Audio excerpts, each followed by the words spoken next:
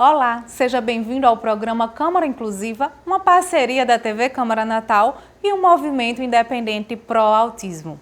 No programa de hoje vamos exibir uma matéria falando sobre a inclusão no Balé Municipal de Natal.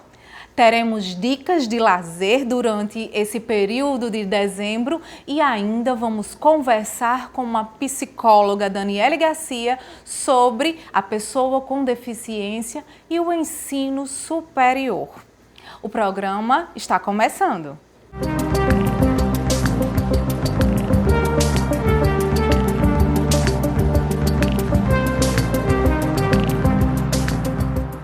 Vamos conferir uma matéria sobre o Balé Municipal de Natal. Há 45 anos, formando lindos bailarinos e principalmente trabalhando com inclusão. Hoje o balé conta com a direção de Dimas Carlos, um excelente profissional que traz a inclusão para as pessoas com deficiência e a formação do ser humano. Vamos conferir. Olhos atentos na professora, movimentos precisos, leveza e graciosidade. Esses são alguns dos elementos que Rita, de 7 anos, aprendeu na dança clássica. Deficiente visual desde que nasceu, o som suave da música clássica guia os passos da menina. Para a mãe, o ingresso no balé clássico trouxe melhorias para a autoestima da filha, além de desenvolver a interação dela com as outras crianças da classe. É bom para o desenvolvimento dela, ela adora vir fazer o balé, ela gosta de estar aqui. Quando não tem, ela... Mãe, porque hoje não vai ter balé? E ela desenvolve muito bem, a professora diz que ela desenrola as meninas que vê ela fazendo as aulas, diz que ela é muito desenrolada, que ela desenvolve muito. E ela adora, o que ela sempre gostou e vivia me pedindo era para fazer o balé. Nenhuma das meninas tem preconceito com ela. Tratam ela, é o que eu digo, trate ela como se fosse igual a vocês. A diferença é que ela não vê o que você está vendo. Rosaliane Torres é mãe da Tina, de 6 anos, com síndrome de Down. Ela conta que a filha já acorda pedindo para ir ao balé. Para ela, o entrosamento com as outras crianças está sendo fundamental para o desenvolvimento psicomotor da filha. O que você vai fazer? Vai fazer o passarinho? Passarinho. Passarinho? Como é que o passarinho faz? Balé. Você gosta do balé? O balé. Você gosta? Balé. Então manda um beijo. A princípio eu achei que seria uma diversão no caso dela, né? Mas ela desenvolveu muito bem, né, dentro da síndrome dela, a parte de psicomotricidade, de coordenação motora fina, ampla. E assim, ela é super apaixonada. Quando eu falo balé, que mostra a roupa, ela já corre, já quer vir para o balé, ela viria para o balé todos os dias. A parte de diálogo dela, da fono dela, desenvolveu muito também a parte das coleguinhas. Para o diretor do Balé Municipal de Natal, Dimas Carlos, a dança tem o principal papel de promover a união entre todas as pessoas, independente de cor, raça ou condição social. Para o mês de dezembro, as alunas estão ensaiando para apresentar o espetáculo Entre Fábulas. O espetáculo é dia 19, no Centro de Convenções, às 5 da tarde a primeira sessão, às 19h30 a segunda sessão. Chama-se Entre Fábulas, que foi uma descoberta das nossas crianças. Nós fizemos com que, vocês estão vendo que a sala é temática, que elas descobrissem quais os personagens que mais elas se apaixonavam, eram apaixonadas, e com as tramas, que no fundo a gente percebeu que as tramas não têm vilão, né? Na cabeça da criança ainda não tem. O grande vilão da criança é o adulto, porque enche de ordens e eles ficam sem entender que ordens são estas, e isso foi desconstruído. A professora Cíntia Gregory explica que, apesar das dificuldades de adaptação, o balé só traz benefícios para as futuras bailarinas profissionais. A maior dificuldade delas é enquanto a sociedade, né? O quanto a sociedade impõe elas, enquanto a sociedade apelidam elas, né? E isso eu tento trazer para que elas sejam iguais junto com as outras. Então aqui não temos deficiente visual, aqui não temos nenhuma síndrome de Down, aqui não temos nenhum autista, aqui temos bailarina. Então, nosso comportamento é se baseando o quanto elas podem produzir como bailarinas e que o limite dela, cada criança tem o seu limite. A dança já é uma ferramenta inclusiva, porque ninguém é mais do que ninguém, ninguém é maior do que ninguém, e o segredo do sucesso do corpo de baile é a sua unidade. Que importante o Balé Municipal fazendo esse processo de inclusão. Há 45 anos, a Escola de Balé Professor Roosevelt Pimenta vem fazendo esse lindo trabalho através do seu corpo de professores. Vamos conferir dia 21, na Árvore de Natal, essas lindas meninas no espetáculo Entre Fábulas. Vamos também falar sobre a potiguar Débora Seabra, a primeira professora com síndrome de Down do país. Débora foi homenageada por Maurício de Souza e tem a sua imagem na exposição Donas da Rua. Uma exposição que conta com 23 mulheres que mudaram a história da humanidade recentemente. Uma exposição que vale a pena conferir e encontra-se no Midway Mall. E ainda vamos convidar você para o dia 19, para a confraternização do Movipa Autismo. Teremos Jobson Maia, autista, cantor e intérprete de Roberto Carlos e ainda um samba com Debinha Ramos e banda. Uma opção de lazer para as pessoas com deficiência, para os seus familiares e para você que não tem ninguém com deficiência, poder conviver, poder ter esse momento de lazer e aprender com as diferenças. Faça sua inscrição no @movipautismorn lá no Instagram. E no próximo bloco vamos conversar sobre educação de nível superior. Trago no estúdio Daniele Garcia, psicóloga educacional, para um bate-papo sobre a universidade e a pessoa com deficiência. Fique aí. Mais de 50% das crianças do terceiro ano do ensino fundamental não entendem o que leem. E só a educação pode mudar isso. A gente aprende as letras muito bem. Qual é a que parece uma casa? O A. Qual que parece um raio? O Z. Se você não for à escola, você não vai saber. Para aprender a ler, precisa estudar bastante. Ajude a LBV a tornar real para milhares de crianças a oportunidade de melhorar a leitura.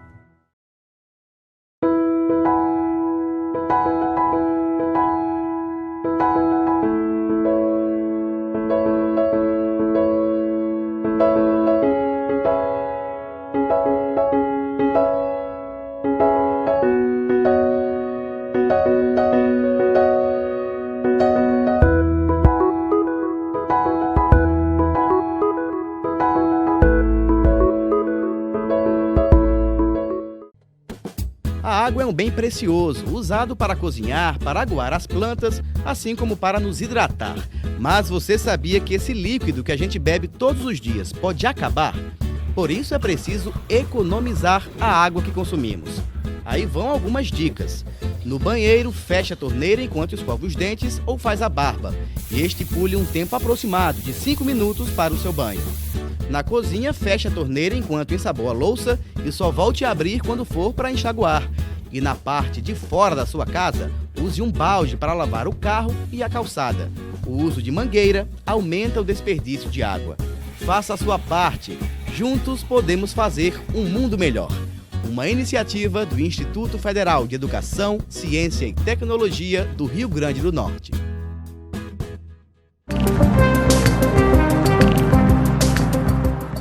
Estamos de volta com o programa Câmara Inclusiva, uma parceria da TV Câmara Natal e o Movimento Independente Pro Autismo do Rio Grande do Norte. Neste bloco vamos falar sobre a educação de nível superior. E para isso, trazemos no nosso estúdio a psicóloga educacional Daniele Garcia, doutora em Neuropsicologia do Aprendizado e Desenvolvimento pela UFRN. Seja bem-vinda, Daniele. Obrigada. Como vai? Dani, vamos falar um pouco sobre Como surgiu essa questão da pessoa com deficiência dentro da universidade? Então, a presença da pessoa com deficiência no ensino superior, infelizmente, ainda é recente, tá? Então, a partir dos movimentos, né, a partir do paradigma da educação inclusiva, né, a pessoa com deficiência passou a integrar os espaços educacionais, né, desde a educação básica e também do ensino superior. E a partir do ano de 2008, o paradigma da educação inclusiva, né, a política nacional da educação inclusiva, passa a determinar que a inclusão ela deve ser uma modalidade transversal aos diversos níveis de ensino, desde a educação infantil até o nível superior. Então, a pessoa com deficiência já estava na universidade, mas a partir da política, ações, né, foram sendo desenvolvidas para que ela pudesse ter acesso a um ensino de qualidade, né, cada vez maior, também no ensino superior. Hoje, uma das grandes dificuldades em relação à educação é aquele acompanhamento que a pessoa com deficiência precisa, né?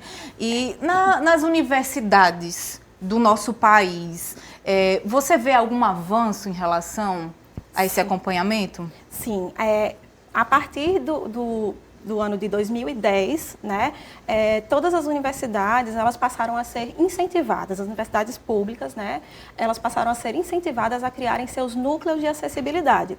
Tá? Então, institutos federais, universidades federais, né, principalmente, elas passaram a ter como um de seus objetivos, né, de seus pilares, a inclusão dos estudantes com deficiência ou outras necessidades educacionais especiais. Então, foram destinadas verbas e foram estruturados esses núcleos de acessibilidade que contam com equipes interdisciplinares, né, para que se garanta não somente o acesso ao aluno com deficiência, mas também a sua permanência com qualidade e sua conclusão de curso com êxito. Algumas deficiências, elas assim, precisam de um pouco mais do que somente a questão do acesso. Como é que se dá esse acompanhamento da pessoa com deficiência, por exemplo, intelectual, no nível superior? Então, a primeira coisa a se pensar é o acesso, porque o processo seletivo para ingresso, né, nas universidades, seja na rede privada, seja na rede pública de ensino superior, você tem que passar por um processo, por uma avaliação, que ela precisa também ser adaptada para diversas condições. Então, isso a gente já conseguiu alguns avanços nesse sentido, adaptações de provas, né, por exemplo, para a língua brasileira de sinais, adaptação de fontes, né, de material impresso, tempo a mais, então isso já é uma garantia que nós já avançamos, né? Mas não basta o aluno entrar. Entrando, né, novos desafios surgem, ou seja, o professor de nível superior, ele está preparado para receber aquele aluno e para dar uma aula que realmente seja inclusiva? Tá? Então, o papel dos núcleos de acessibilidade, dos núcleos de inclusão das universidades, é justamente identificar esse aluno a partir do momento em que ele ingressa, né, fazer uma avaliação de suas necessidades, né, porque mesmo dentro de uma mesma condição de deficiência, pode haver diversas necessidades, um perfil diverso de necessidades. Então, é feita essa avaliação e esse aluno ele é realmente orientado, assim como os seus professores, para que realmente o processo de ensino, aprendizagem e avaliação seja feito de acordo com as demandas que aquele aluno tem. Flexibilizar as normativas, né, institucionais para que seja adaptado aquele processo para aquele aluno envolve também desafios nesse sentido. Então, antigamente, 10, 11 anos atrás, 10, 20 anos atrás, nós tínhamos muito mais dificuldade do que nós temos hoje. Então, hoje é feito um trabalho de mediação com esse professor, né, da relação professor e aluno, e é feito também um trabalho até mesmo educacional para o professor. Né? Ó, professor, esse aluno tem essa condição acarreta este perfil, esse tipo de limitações, esse tipo de dificuldades. Então, vamos tentar aqui flexibilizar o processo para que a gente possa fazer com que aquele aluno aprenda, com que esse aluno aprenda como qualquer outro aluno. Então, a ideia é fazer com que o aluno com deficiência, ele chegue até a aprendizagem, mas por caminhos diversos, né? Flexibilizando o processo, né, de ensino, aprendizagem e avaliação. Eu, como como mãe de pessoa com deficiência, né, eu digo que não é só uma dificuldade da deficiência em si, a gente precisa estar educando toda uma sociedade, além de dizer que eles são capazes, mostrar que aquilo ali é uma condição, que é normal e que vai passar, por exemplo, uma crise, é uma grande dificuldade para as pessoas compreenderem. Nesses casos de crises e há um suporte, aquele aluno ele tem um suporte psicológico ou algum outro acompanhamento em relação a essas questões? Sim. Em geral, as universidades, Brasil afora, elas têm se preocupado em ter um corpo técnico especializado para garantir realmente o bem-estar do seu aluno, né? A qualidade realmente de vida enquanto o aluno estiver dentro da universidade. Então, já se conta com um corpo de psicólogos, assistentes sociais, pedagogos, né, que podem estar intervindo diante de situações como essas, né, como crises, né, como situações que podem acontecer. Então, em havendo uma crise, né, esse aluno pode ser encaminhado para setores técnicos especializados e todos os encaminhamentos necessários podem ser feitos, sejam eles acionando a família, acionando, né, a coordenação do curso, o corpo docente do curso, para que as providências sejam tomadas e aquele aluno seja atendido em suas necessidades, mesmo numa situação como essa. Uma grande dúvida, aquele aluno que conseguiu, que é uma pessoa com deficiência e conseguiu passar, por exemplo, num curso difícil, mas que ele não está conseguindo, naquele exato momento, acompanhar, né? Há essa possibilidade de retirar esse aluno daquele curso ou é garantido que seja adaptado de acordo com as necessidades dele? Então, em algumas universidades é possível que, de acordo com a demanda do aluno, né, e dependendo das exigências, né, que o curso apresente, é possível se pensar numa transferência, numa realocação do discente para um outro curso em que haja uma sintonia maior entre a condição do aluno e o que é realmente exigido em termos de competências e habilidades para a formação naquela área. Tá? Mas são casos bem específicos, são casos que são muito estudados, muito bem estudados pelo corpo técnico e pela direção da instituição, para que todo esse processo seja feito da melhor forma possível, né? Dentro da educação básica, né, o ensino infantil, o ensino fundamental e o ensino médio, é possibilitado a algumas pessoas com deficiência a questão do professor de educação especial, que seria um mediador naquele processo de aprendizagem e também no processo de socialização, por exemplo, na educação básica. No nível superior, existe esse profissional? Não existe um profissional técnico, né, como no ensino básico, mas muitas instituições também têm adotado a figura do tutor, do aluno tutor. Então, esse aluno, né, é um aluno pode ser um aluno com deficiência ou um aluno sem deficiência, né, mas que estaria ali para auxiliar, assessorar aquele aluno, de preferência sendo um aluno do mesmo curso. Tá? Então, se é um aluno do curso de pedagogia, então um outro aluno do mesmo curso ou área estaria ali dando esse suporte para o aluno. Né? Então, é uma forma que as universidades encontraram de oferecer o auxílio ao discente com necessidades educacionais especiais, mas também participar da formação do aluno tutor, que vai conhecer a condição e poder também trabalhar essas habilidades de lidar com a diversidade, de lidar com a pessoa com deficiência no ambiente educacional também. Então, todo mundo ganha. Né?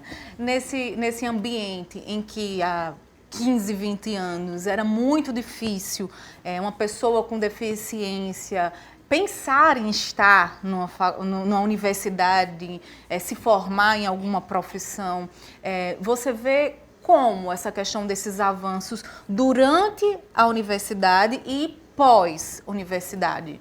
Como é que você como psicóloga vê esse desenvolvimento?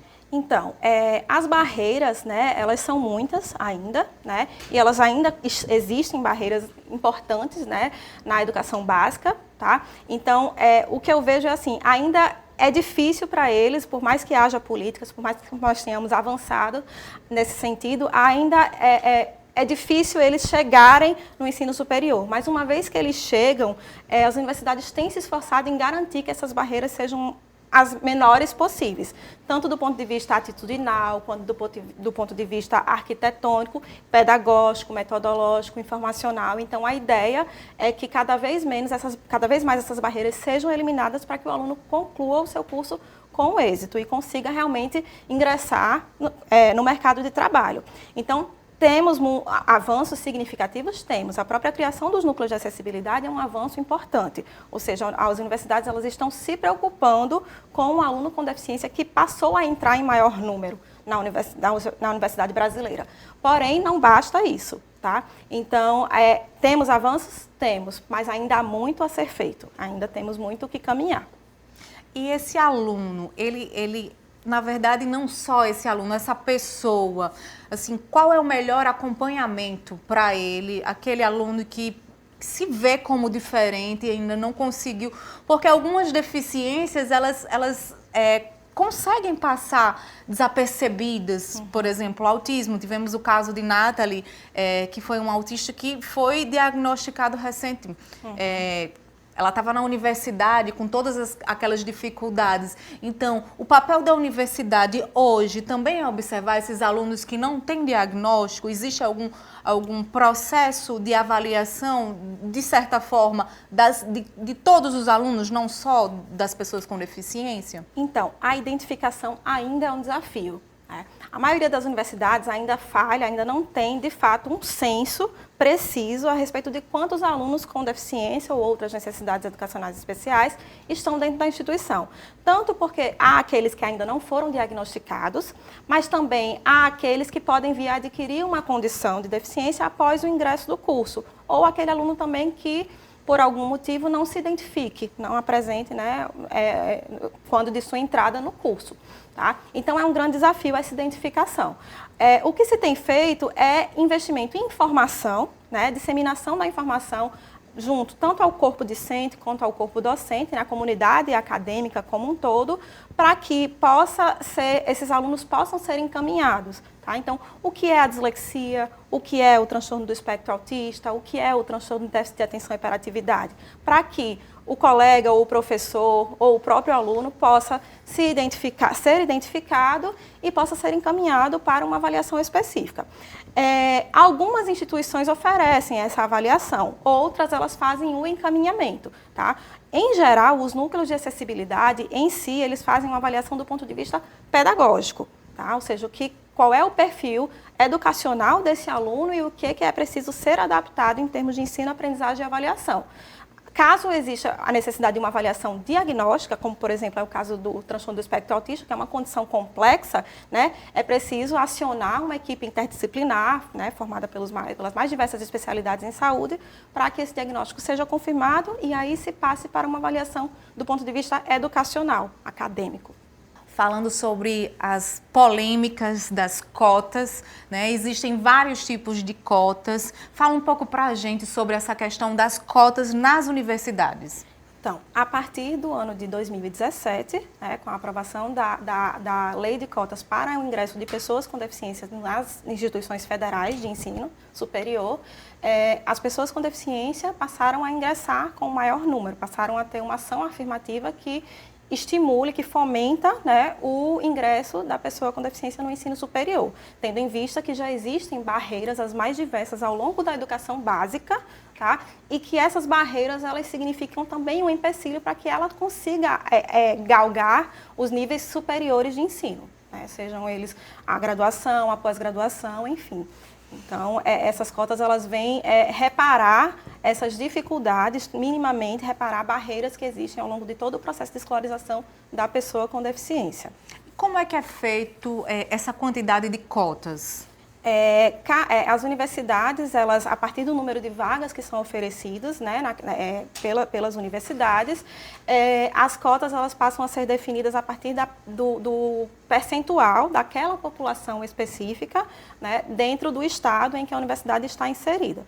Então, por isso que é tão importante que a gente, assim, as pessoas com deficiência, os seus pais, os familiares, eles consigam realmente assumir que é uma pessoa com deficiência no censo e busque também esses direitos. Você falou muito que as cotas, que é uma realidade, ela vem como uma ajuda contra as barreiras existentes, que são muitas, né? Na verdade, não só em relação à escola, mas durante a sociedade inteira, durante muito tempo, e ainda continua sendo sempre uma grande dificuldade para as pessoas com deficiência, essas questões de acesso, essas questões de permanência, né? E o pós também, que é relacionado quando você consegue se formar, mas falta aquele acompanhamento, por exemplo, nas empresas, né?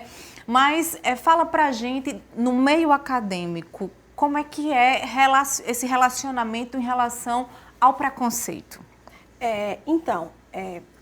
O meio acadêmico, ele acaba refletindo um pouco a sociedade, tá? Então, os problemas que a gente enfrenta na sociedade como um todo são reflexo do que é vivido também dentro da comunidade universitária. No entanto, dentro das universidades, cada vez mais se tem buscado um trabalho informativo, educativo, para que atitudes preconceituosas, discriminatórias, elas sejam cada vez menos frequentes. Então, para que sejam eliminadas as barreiras, principalmente as barreiras atitudinais, ou seja, reconhecendo a pessoa com deficiência como uma pessoa de direitos, como um estudante, como qualquer outro, mas que também fazem jus a direitos, né, que estão garantidos a partir da condição que ele apresenta. Tá? Então, existem dificuldades, sim, mas essas dificuldades elas vêm sendo combatidas e acho que de forma bem sucedida. Você, como psicóloga, assim, na sua visão, o que é que você acredita que teremos num futuro em relação a essas pessoas com deficiência? É algo que o acesso, a permanência, o desenvolvimento, o profissionalismo, é algo que vai ser facilmente, rapidamente organizado, ou você acha que vai demorar muito para que a gente tenha realmente aquela sociedade inclusiva, não vamos dizer que vamos eliminar, porque infelizmente seria algo que não é muito possível, visto que a gente fala de pessoas, mas minimamente preconceituoso. O que você acha?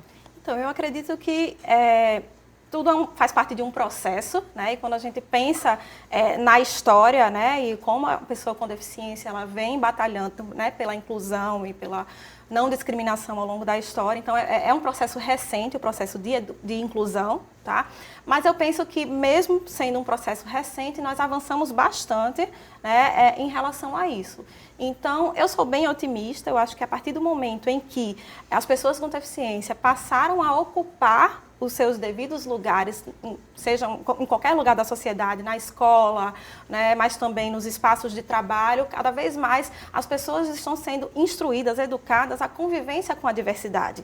Então, a partir do momento em que se convive com essa diversidade, a gente diminui o estranhamento com a pessoa que tem algum tipo de diversidade, de neurodiversidade, como por exemplo, né, pode acontecer em alguns quadros, tá? Então, essa convivência com a diversidade, ela vai eliminando cada vez mais formas discriminatórias de tratamento, formas preconceituosas. Então, eu sou muito otimista, né? Não sei se isso vai durar 5, 10, 20 anos, mas eu acredito que, mesmo sendo um processo recente, já avançamos bastante. Então, eu acho que é uma coisa que vem sendo bem construída, mas temos muito a caminhar. Muito obrigada, Daniele Garcia, psicóloga educacional. E aproveito e deixo um conselho para aquela pessoa que ainda está em dúvida se vai tentar uma educação de nível superior ou não. O programa é todo seu. Então, é importante que a pessoa com deficiência, ela tenha cada vez mais conhecimento acerca dos seus direitos, acerca do direito à educação, do direito à cidadania, de uma forma geral. Então, é importante que esse empoderamento, tá? E a partir do momento em que ele reconhece os seus direitos, ele passa a se apropriar né, do que vem sendo feito pelas diversas instituições, né, Brasil afora, e também conhecer os serviços que são oferecidos, porque muitas vezes o aluno, o candidato, né, ele não sabe o que é oferecido dentro das instituições, então pensa que ele vai chegar no ensino superior desamparado, tá? Então é importante que ele conheça os serviços que são oferecidos para que não haja essa sensação de desamparo, de que vai chegar num mundo completamente novo, né, sem esse suporte. Existe suporte sim, conhecimento dos direitos e conhecimento do suporte que é oferecido pela instituição que vai recebê-lo. Obrigada. Obrigada pelo espaço. E é isso, pessoal. O programa Câmara Inclusiva de hoje termina por aqui e até o próximo programa. Obrigada.